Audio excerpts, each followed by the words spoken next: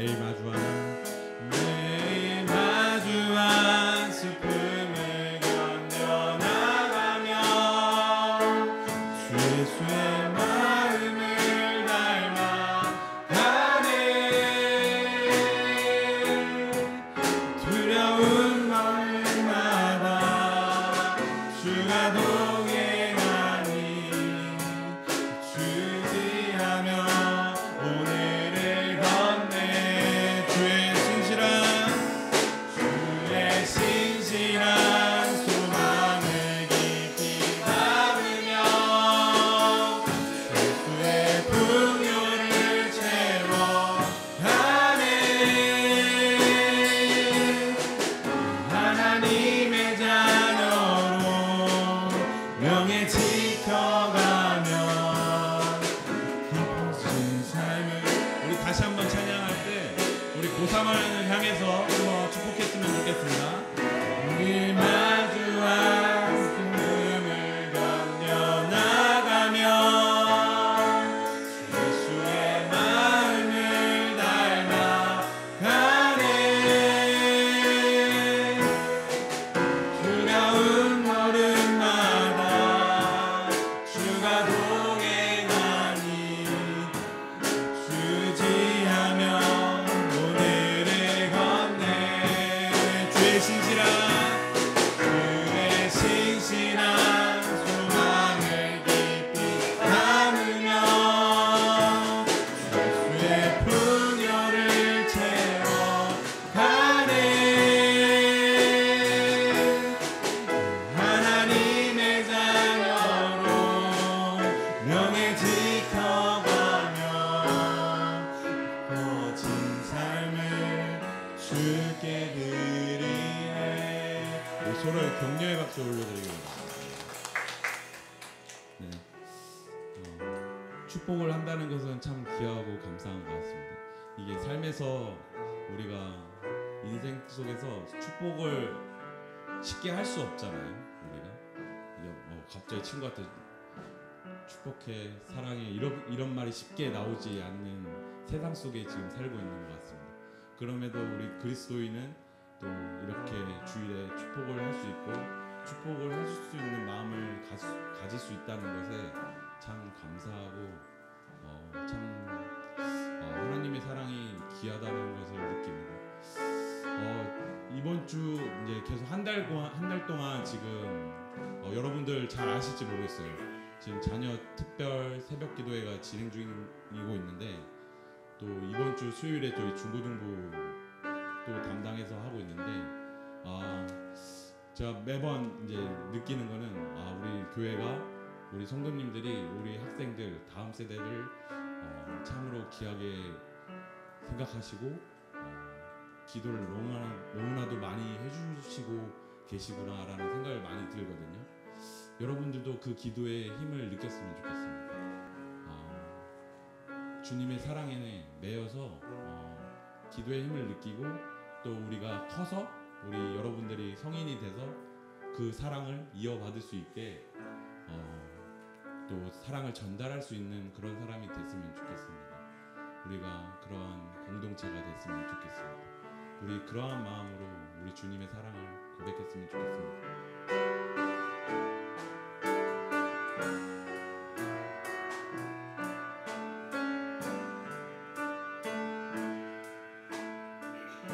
오직 주의 사랑이며 오직 주의 사랑이며 내 영 기뻐 노래합니다. 이 소망의 언덕 기쁨의 땅에서 주께 사랑드립니다. 오직 주의 임재 안에 갇혀 오직 주의 임재 안에 갇혀 내 영 기뻐 찬양합니다. 이 소명의 언덕 거룩한 땅에서 주께 주께서 주신 모든 은혜 나는 말할 수 없네. 내 영혼 즐거이 주 따르렵니다. 주께 우리 처음부터 고백할까요? 오직 주의 사랑에 매여 오직 주의 사랑에 매여 내 영 기뻐 노래합니다. 이 소망의 언덕 기쁨의 땅에서 주께 사랑드립니다. 오직 주의 임재 안에 갇혀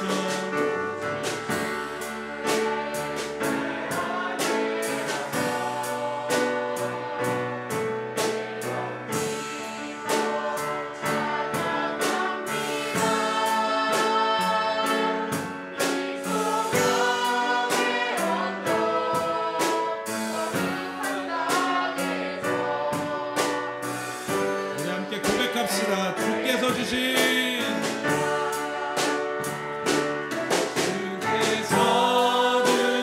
모든 은혜 나는 말할 수 없네. 내 영혼 즐거이 주 따르렵니다. 우리 마지막으로 주께서 주신 모든 은혜를 고백합시다. 주께서 주신 모든 은혜 나는 말할 수 없네. 내 영혼 즐거이 주 따르렵니다. 주께 내 삶 드립니다.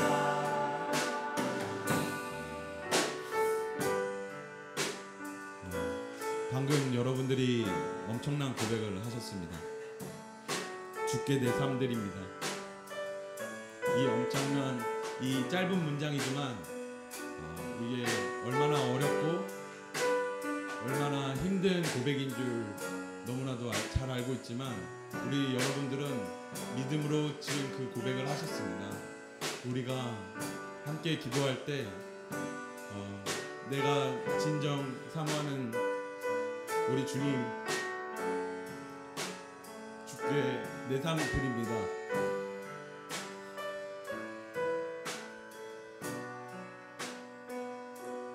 주께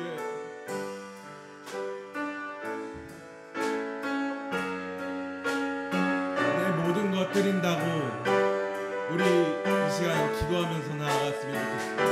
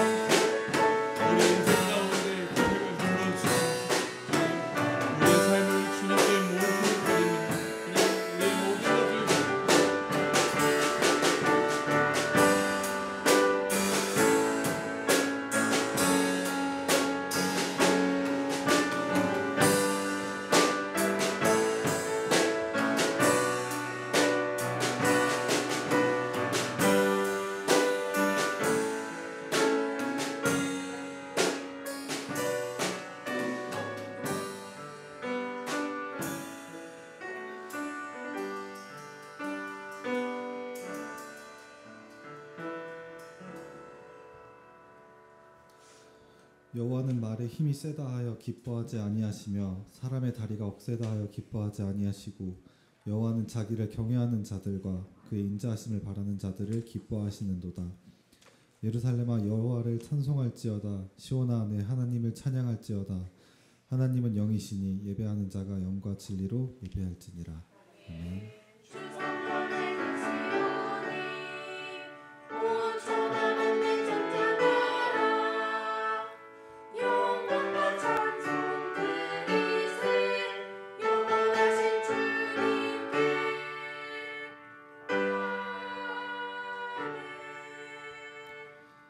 다 같이 사도신경으로 우리의 신앙을 고백하시겠습니다. 나는 전능하신 아버지 하나님 천지의 창조주를 믿습니다. 나는 그의 유일하신 아들 우리 주 예수 그리스도를 믿습니다.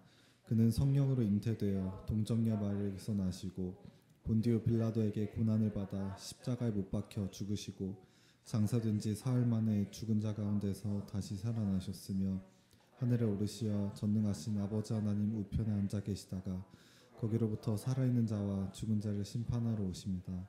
나는 성령을 믿으며 거룩한 공교회와 성도의 교제와 죄를 용서받는 것과 몸의 부활과 영생을 믿습니다. 아멘.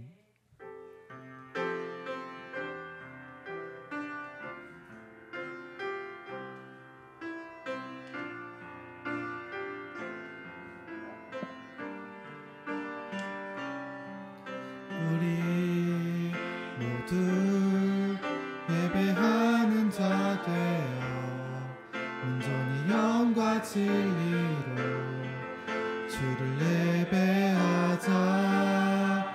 주가 우리와 함께 영원히 함께 하시고 마르지 않는 샘물로 우릴 채우시.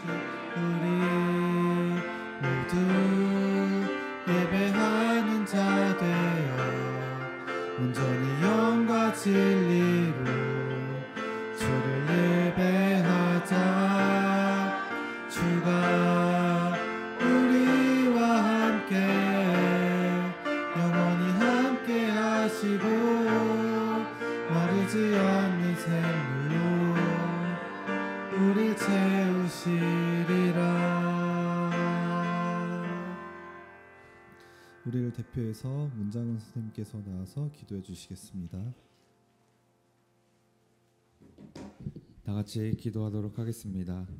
하나님 아버지, 오늘도 우리 중고동부가 예수로 충만한 예배를 드리고 또 예수로 충만한 삶을 살아갈 수 있도록 인도해 주시기를 간구합니다.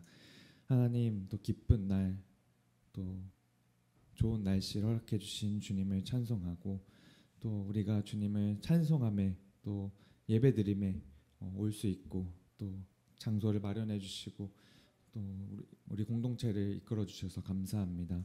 하나님, 한 주 동안의 우리의 삶을 다시 한번 되돌아봅니다. 또 하나님을 사랑하지 않고 세상을 사랑하고 또 하나님 말씀을 잊은 채 하나님 말씀이 내 삶의 기준이 아니라 세상의 가치와 또 세상이 요구하는 그 기준에 우리가 따라가고 또 그것에 우리가 충족하지 못해 낙심하고 또 허겁대는 우리의 모습들을 발견하곤 합니다. 하나님, 이 시간 또 우리 그런 모습들을 또 회개하오니 하나님 우리의 모습들을 받아주시고 하나님 우리가 또 하나님 앞에 또 하나님의 자녀로서 그 정체성을 지켜가며 하나님 말씀에 날마다 묵상하며 나아갈 수 있도록 인도하여 주시옵소서. 하나님, 그래서 우리가 여호와께로 돌아가고 그 말씀으로 살아갈 때 우리가 더 하나님 원하시는 그 삶에 또 하나님 우리가 더 올바른 삶에 살아갈 수 있음을 또한 믿습니다. 그렇게 인도해 가주시고 또 만들어 가주시기를 더욱더 간구합니다. 이번 주는 또 고3 수능이 있는 날입니다. 우리 고3 학생들 또 지치지 않게 하여 주시고 무엇보다 준비한 만큼 또 시험에 있어서 또 떨지 않고 잘 치룰 수 있도록 인도해 주시고 좋은 컨디션과 좋은 날씨를 허락해 주셔서 하나님 시험에 또 잘 임할 수 있도록 그 마음과 순간들을 허락해 주시기를 간구합니다. 오늘 말씀 선포해 주시는 정평진 목사님 위해서 기도합니다. 날마다 또 말씀에 가까이 있는 자가 되게 하여 주시고 말씀에 또 말씀을 사랑하는 자가 되게 하여 주셔서 오늘 선포되어지는 말씀이 또 하나님 말씀임을 우리가 기억하게 해주시고 이 말씀을 통하여서 우리의 삶이 또 하나님의 말씀에 비춰지고 말씀을 살아갈 수 있도록 인도해 가 주시기를 원합니다. 오늘도 살아계신 예수님을 또 찬송하고 예배하게 해주심을 감사드리며 살아계신 예수님의 이름으로 기도했습니다.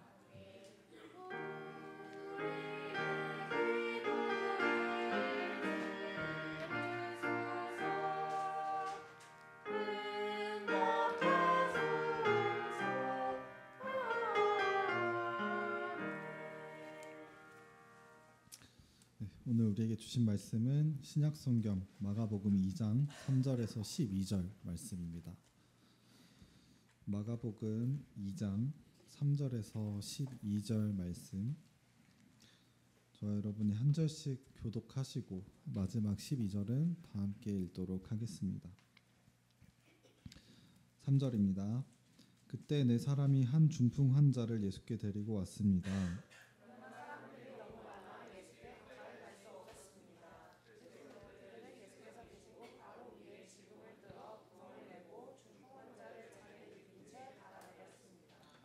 예수께서는 그들의 믿음을 보시고 중풍 환자에게 말씀하셨습니다. 얘야, 내 죄가 용서받았다.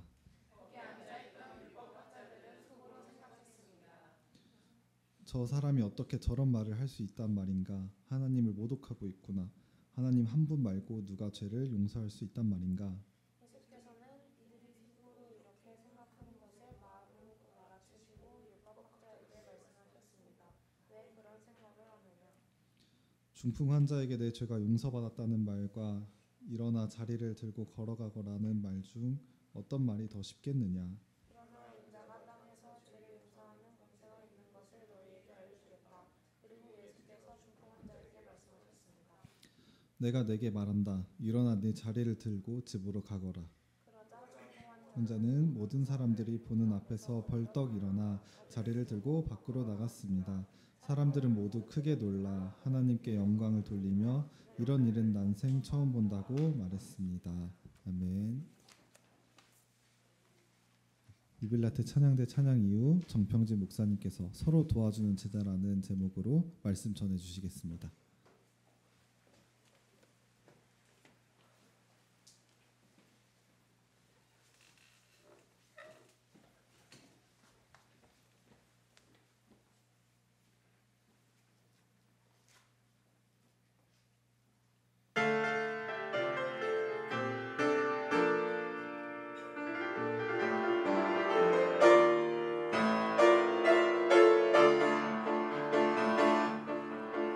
주의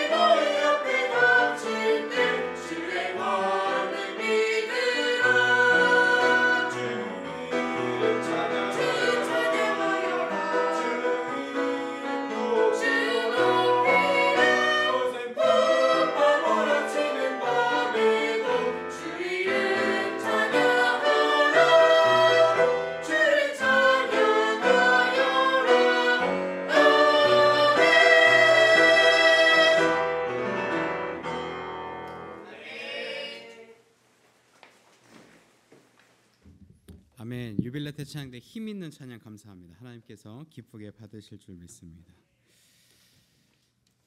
날씨도 추워지고 하니까 수능이 다가온 게 느껴집니다. 물론 이제 여기 수험생들도 있고 또 이제 어쩌면 이제 입시 과정을 다 마치고 이제 좀 마음 편히 있는 우리 수험생 친구들도 있을 텐데 이럴 때일수록 우리가 또 우리의 진로와 비전을 놓고 기도할 때에 하나님께서 내 길을 인도하신다는 그 믿음이 먼저 있기를 또 소망하고 그 믿음으로 시험장에 들어가시길 바랍니다.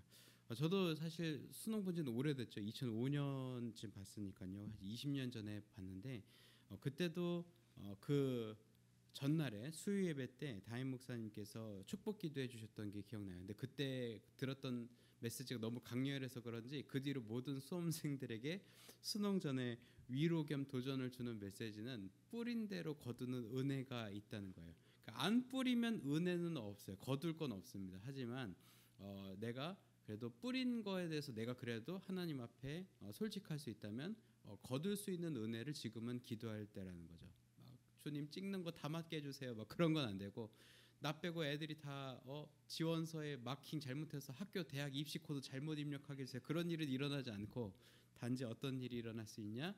그저 내가 뿌린 대로 그대로 거두면 그게 은혜라는 거예요. 그래서 그런 마음을 가지고 입시를 또 감당하는 또 고3 친구들이 또 고2 친구들도 고지죠. 지금 웃을 때가 아니죠. 지금 369일 남았습니다. 그러니까 열심히 준비하시기 바랍니다. 갑자기 표정이 어두워졌어요. 네, 힘내시기 바랍니다.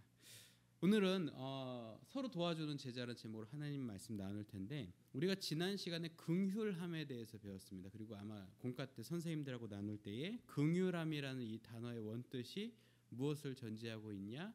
실천. 그러니까 불쌍히 여겼으면 그 불쌍히 여기는 것에 대한 마음의 변화와 태도 이런 것들이 수반된다라는 게 긍휼의 원의미라고 아마 나눴을 겁니다. 근데 오늘은 그것을 좀 연장선에서 돕는 것에 대해서 우리가 조금 살펴보고자 합니다. 2020년 12월 말일 30일에 웨이브 오리지널 그 프로그램에 시간을 사는 사람들 About Time이라는 프로그램이 이제 한동안 방영됐는데 거기 에피소드 2편에 페이커가 등장해서 굉장히 화제를 몰았었습니다.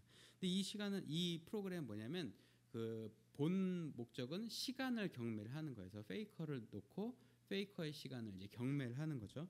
근데 이 페이커와의 시간을 사기 위해서 이제 많은 사람들이 이제 도전했는데 거기 당첨되신 분의 사연이 굉장히 감동이 깊었어요.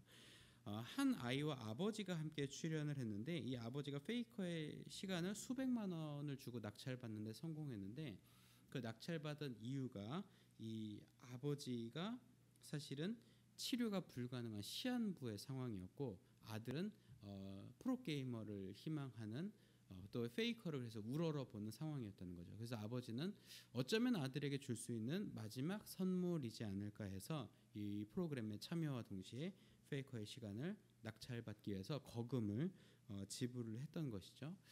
그 내용을 우리 한번 영상으로 한번 만나보도록 하겠습니다. 영상 2개로 준비되어 있는데 첫 번째 영상부터 보겠습니다.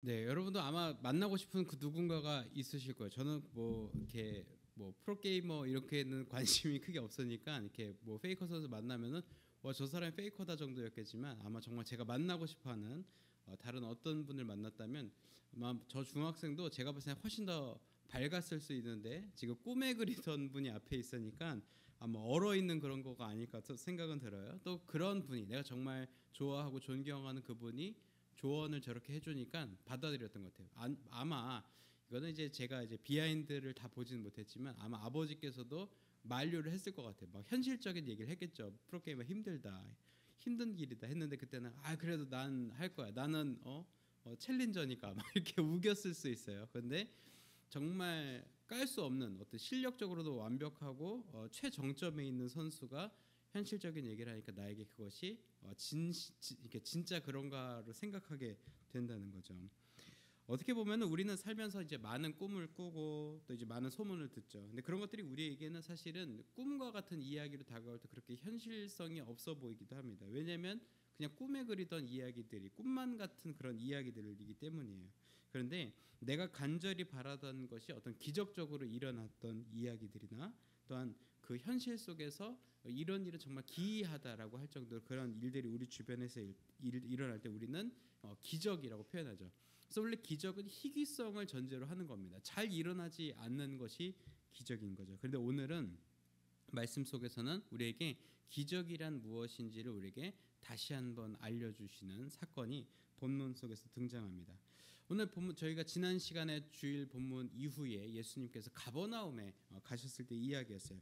이 가버나움에 가실 때부터 예수님께서 인기가 막 엄청나게 올라가시는 상황이었죠. 그래서 유명한 선지자께서 이 카페르나움, 이 가버나움에 오셨다라는 소문이 막 퍼지니까 그때는 또 사람들 사이에 이 입소문이 SNS였어요. 약간 릴스나 어떤 임급동처럼 이제 야야야 빡빡 예수님 오셨대. 예수란 사람이 우리 마을에 왔대라는 소문이 이제 사람들에게 퍼져나가기 시작한 거죠.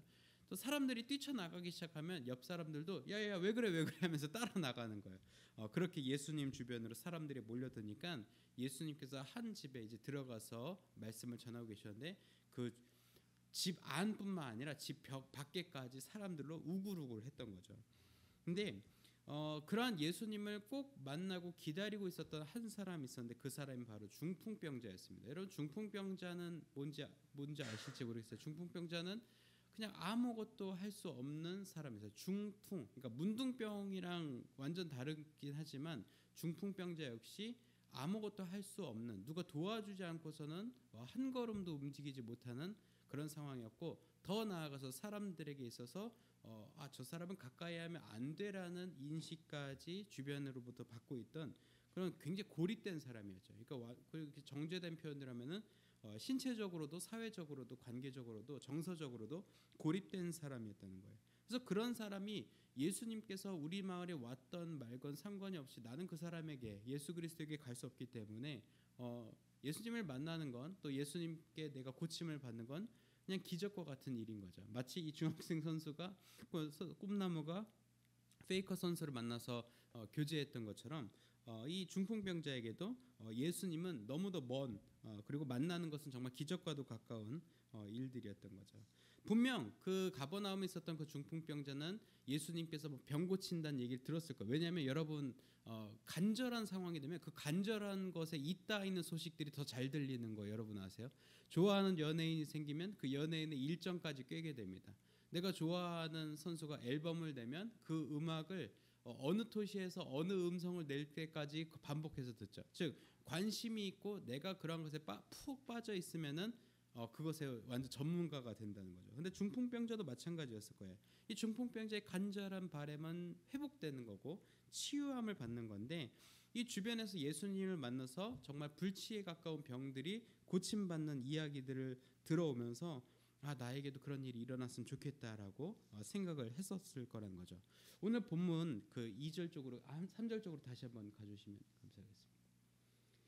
그래서 이 중풍병자에게는 가는 것이 굉장히 중요한 일이었는데 여기서 굉장히 놀라운 일이 발생합니다. 그것이 바로 뭐냐면 네 사람이 이 중풍병자를 예수님께 데리고 온 일이었어요. 즉 이 중풍병자에게 일어날 수 있는 기적의 첫 번째 단계가 시작이 된 겁니다.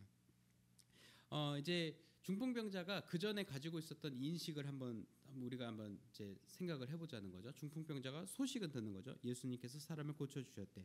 예수님께 가면 고침 받을 수 있대. 근데 나는 갈 수가 없어. 이런 상황 속에 있을 때 그냥 듣기만 하는 거죠. 그러니까 막 소문을 들으니까 이렇게 됐다더라, 잘 됐다더라. 근데 그러한 사건들이 우리 곁에도 있다는 거죠.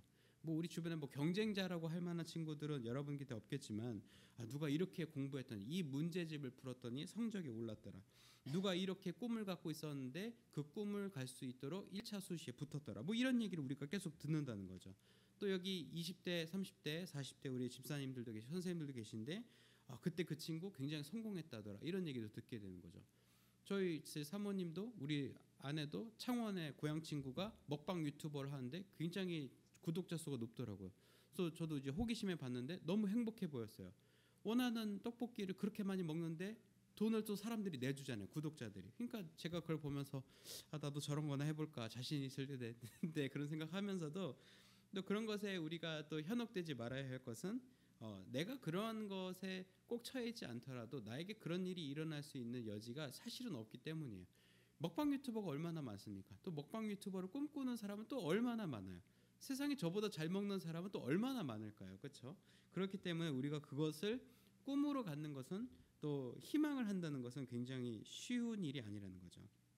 그죠? 남에게 경이로운 소문이었을 뿐이었던. 그래서 누군가 나를 예수님께 데려주기만 한다면 참 좋겠다라는 마음이 있었을 텐데 그 중풍병자를 네 사람이 끌고 갔죠. 근데 끌고 가는데 아까 제가 말씀드린 배경적인 사건 때문에 장애물이 발생합니다. 어떤 장애물이 있었어요? 사람들이 너무 많은 거예요. 막 입구 문조차도 들어갈 수 없는 거예요. 만약에 조금 이제 교통로라도 확보가 됐으면 소리라도 질렀겠죠. 예수님 좀 나와봐 주세요. 여기 저희 중풍병자가 왔는데 좀 고쳐주시지 않겠습니까? 라고 소리를 지르던 막 바닥에 막 흙먼지 튀기면서 막 떼를 쓰던 예수님의 반응을 이끌어내고자 했겠죠. 근데 그런 것이 전혀 되지 않는 상황이었습니다. 이러다 보니까 이 중풍병자를 데리고 온 사람들은 첫 번째 이 장애물에서 이렇게 얘기했을 수도 있어요. 아 이거 안 되겠는데 이 사람이 너무 많은데 나올 때까지 기다려볼까? 아니야 그러다 예수님께서 무리에 휩쓸려서 다른 데로 가시면 어떡해 라는 그런 딜레마들이 생겼을 거예요. 근데 이런 딜레마는 저희는 상상할 수 있지만 이 중풍병자를 데리고 온 사람들은 꽤나 과감해 보입니다. 어떤 일을 행하죠? 지붕을 뜯습니다. 당시 팔레스타인이 물론 건축 구조는 지금이랑 다르겠지만 저희 초가 지붕이라고 한번 생각을 해보십시오. 골조를 올리고 그 위에 뜯을 수 있는 나무와 가지로 또 흙으로 이겨가지고 지붕을 올린 형태. 즉 뜯으면 뜯을 수 있는 형태인 거죠. 근데 여기 보시면 뚫어인 거죠. 원래 뚫는 게 목적은 아닌 거예요. 이렇게 뭐라 그러죠? 모듈식 주택처럼 얹어서 빼가지고 내부를 들여다보는 그런 방식이 아니라 처음부터 뚫지 말라고 구멍을 내는 이제 구멍이 나지 말라고 하는 건데 구멍을 내버린 거죠. 그러니까 아마 제가 집주인이었으면 황당했을 거예요. 아니 이 미친 X들이 왜 우리 집 와가지고 지붕을 뜯어내지 막 그런 생각을 했을 거라는 거죠. 근데 이 네 사람은 개의치 않았습니다. 구멍을 내고 중풍병자를 자리에 눕힌 채 달아서 내린 거예요. 여러분 한번 상상해 보십시오. 갑자기 위에서 우당탕쿵탕 소리가 들리더니 저 판넬 몇 개가 후두둑 떨어지는 거예요. 그 김선희 선생님 앞으로 한 9개 정도 떨어지더니 갑자기 판 하나가 내려오면서 사람이 붙들려 내려오는 거 상상해 보십시오. 어떤 생각이 들까요? 저 미친 X들 막 그러면서 그랬을 거라는 거죠. 근데 막 내리더니 막 소리 질러 이 사람 좀 고쳐주십시오라고 얘기했을 거예요. 그러면은 막 별 생각이 다 들었겠죠. 이 회중은 아무리 그래도 그렇지 저렇게 세상 이기적인 놈들이 다 있나 막 얼굴 좀 보자 막 이러면서 생각했을 건데 여기에서 드러나는 예수님의 반응이 대단합니다. 예수님께서 뭐라고 하시죠? 그들의 믿음을 보시고 중풍 환자에게 말씀하셨습니다. 얘야 내 죄가 용서받았다. 그들의 믿음을 보시고 죄를 용서해 주시고 고쳐 주시는 사건이 이 본문에서 초반부에 분명하게 드러난다는 거죠. 이게 이제 중풍병자에게 일어났던 반전인데요. 재밌는 사실은 여러분 이 본문을 보시면 아시겠지만 그 말이 없어. 제가 이제 배경적인 설명을 하긴 했지만 그런 말은 없었어요. 예수님 고쳐주세요란 말도 없었어요. 그렇죠? 그렇죠? 그리고 이 사람들이 어떤 배경으로 왔는지 상황 설명도 하지 않았어요. 우리가 지붕을 왜 뜯었냐면요. 사람이 너무 많아가지고 우리가 뜯을 수밖에 없어서 그런 배경 설명도 하지 않았어요. 근데 놀라운 것은 예수님께서는 그들의 믿음을 보셨다고 하셨어요. 믿음을 보셨다는 것. 즉 예수님께서 이 중풍병자를 고쳐주실 것이라는 그 믿음이 그들에게 있었고 또 중풍병자를 데리고 온 네 사람들까지 해서 그래서 그들인 거죠.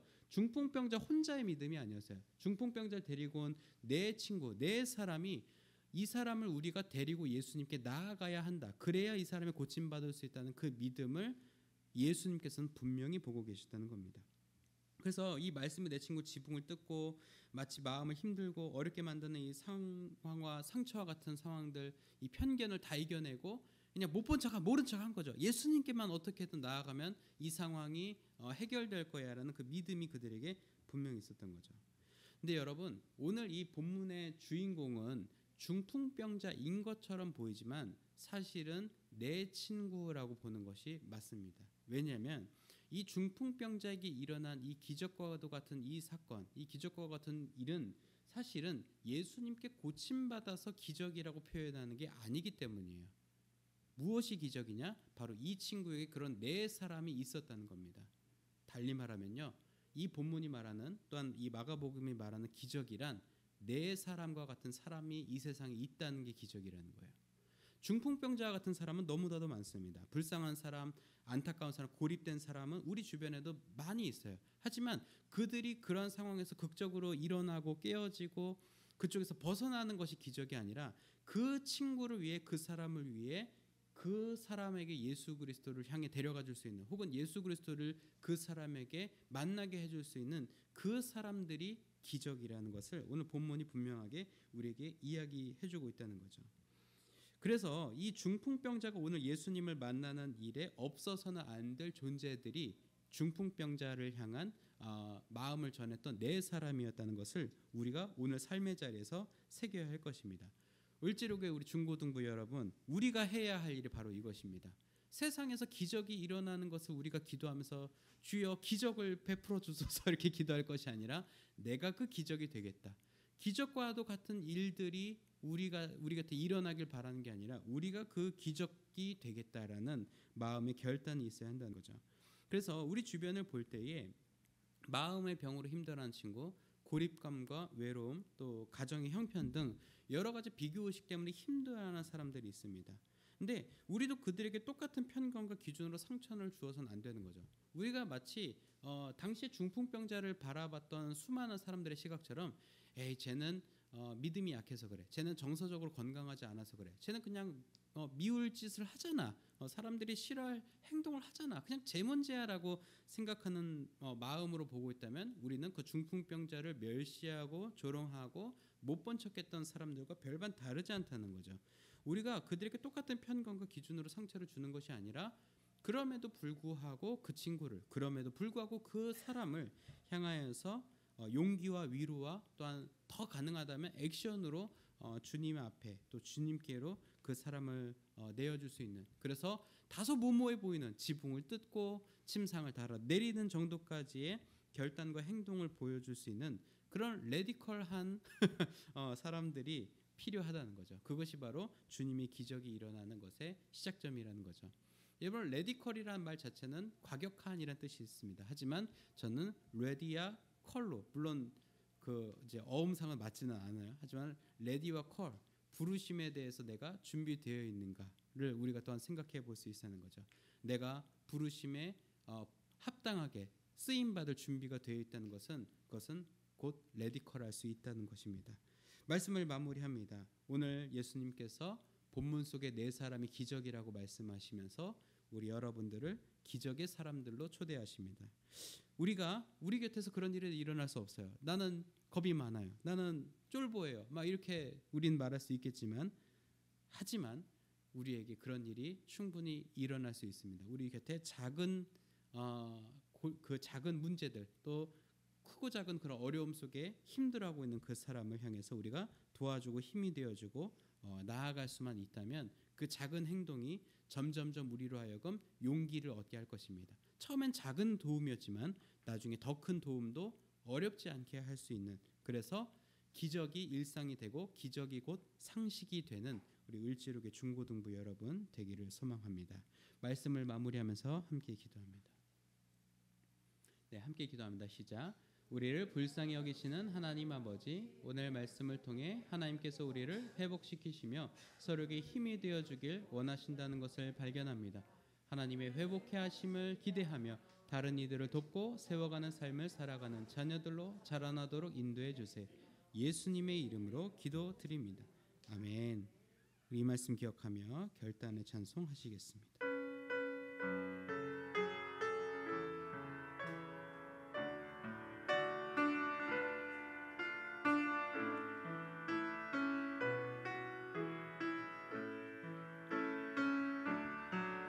하나님의 부르심에는 후회하심이 없네. 내가 이 자리에 선 것도 주의 부르심이라. 하나님의 부르심에는 부르실 수가 없네. 나를 부르신 하나님의 신실하심을 그 작은 나를 부르신 뜻을 나는 알 수 없지만 오직 감사와 순종으로 주의 길을 가리라. 때론 내가 연약해져도 주님 날 도우시니 그의 놀라운 그 계획을 나는 믿으며 살리. 날 부르신 뜻 내 생각보다 크고 날 향한 계획 나의 지혜로 증명 못하나 가장 좋은 길로 가장 안전한 길로 오늘도 날 이끄심이 날 부르신 뜻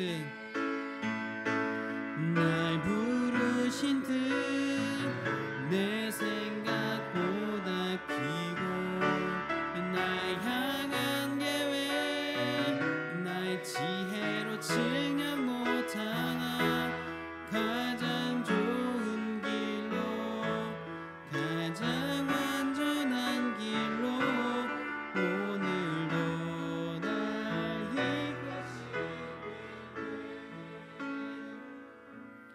하나님 감사합니다. 우리를 고쳐주시고 회복시켜주시고 세워주심에 감사합니다. 오늘 그 세워주심 또 회복해 하심에 감사하며 우리 삶의 소득의 일부를 구별하여 드립니다. 주님 이 예물 기쁘게 받아주시고 하나님의 회복해 하심과 치유하심이 필요한 곳에 쓰임받게 하여 주옵소서. 또 오늘 예물과 함께 우리의 간구하는 바와 기도의 제목들도 함께 하려 내려놓습니다. 하나님께서 그 제목들 하나하나 살피시고 하나님의 때에 하나님의 방법으로 응답하여 주실 줄 믿습니다. 오늘 드리지 못한 손길과 예배 함께하지 못한 심령 위에도 동일한 은혜와 복을 허락하여 주실 줄 믿으며 우리 주님 예수님 이름으로 봉헌 기도 드립니다. 아멘. 자리에서 일어나셔서 우리 파송의 찬송하겠습니다.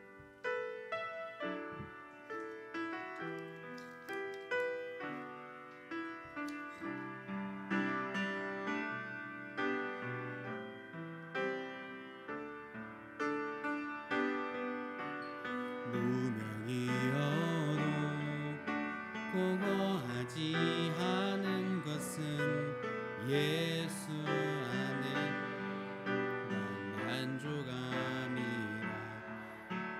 가난하여 부족하지 않은 것은 예수 안에 오직 난 부요함. 고난 중에도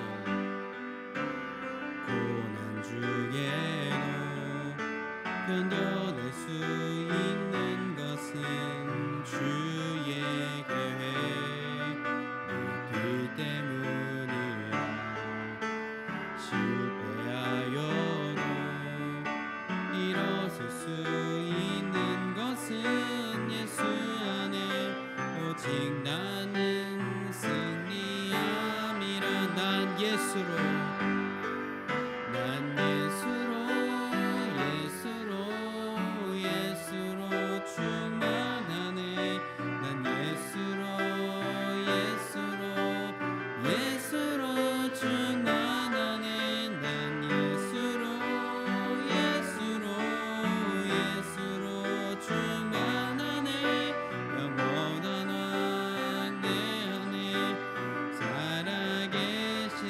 몸이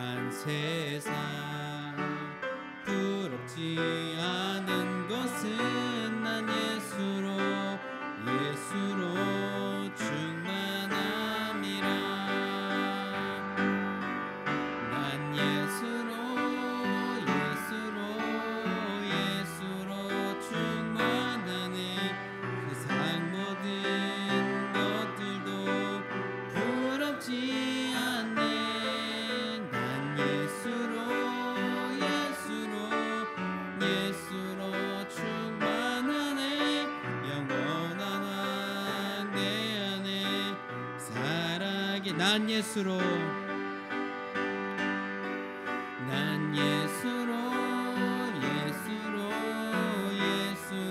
충만하네. 세상 모든 풍파도 두렵지 않네. 난 예수로 충만하네. 영원한 왕 내 안에 살아계시네. 우리를 죄와 어둠 속에서 건져 하나님의 자녀 삼아 주신 주 예수 그리스도의 구속의 은혜와 역사의 주인이신 우리 아버지 하나님의 무한하신 그 사랑하심과 보혜사 성령님의 내주교통 형통하게 하시는 역사가 오늘 말씀을 기억하며 우리를 회복케 하시는 역사를 따라 우리도 다른 이들을 회복시키는 그 역사에 참여하여 기적을 일으키기로 결단하며 나아가는 이 자리에 고개 숙인 을지로교회 중고등부 자녀들과 우리를 지도하시는 선생님들과 주님의 몸된 을지로 교회와 우리의 가정과 학교와 일터 위에 우리 조국 대한민국 위에 특별히 이 주간 수험을 앞두고 있는 전국의 모든 수험생들 위에 이제로부터 영원까지 함께 하옵시기를 간절히 축원하옵나이다. 아멘.